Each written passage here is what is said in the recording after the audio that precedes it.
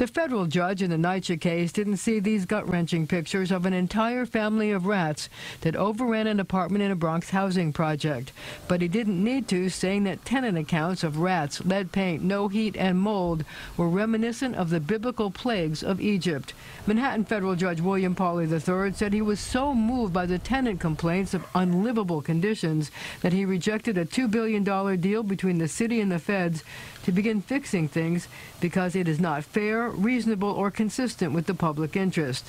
When the deal was struck last June, Manhattan U.S. Attorney Jeffrey Berman said, "Today marks the beginning of the end of this nightmare for NYCHA residents." But tenants didn't like the deal because, among other things, no one in NYCHA faced criminal charges for lying about lead paint and using dirty tricks like building fake walls to hide problems from inspectors. How did you feel when your investigators discovered that they were just papering over problems instead of fixing them? We were outraged that this kind of concealment was going on. Tenants also wanted a greater role in overseeing the enforcement of the consent decree, which was to be handled by a federal monitor.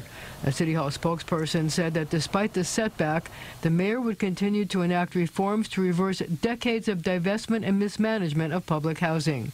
Bronx City Councilman Richie Torres says he's concerned the ruling will keep NYCHA in a state of flux, but he agrees with the tenants' concerns. And on the question of prosecution, there are children who have been poisoned as a result of NYCHA's mismanagement, and the people responsible should be criminally prosecuted. No one is above the law, including the leadership of NYCHA. Well, the judge gave the city and the U.S. Attorney's Office until December 14th to decide whether to appeal his ruling, renegotiate, or seek other remedies. Both said they were reviewing their options. Now, you can read the judge's full decision on our website, cbsnewyork.com.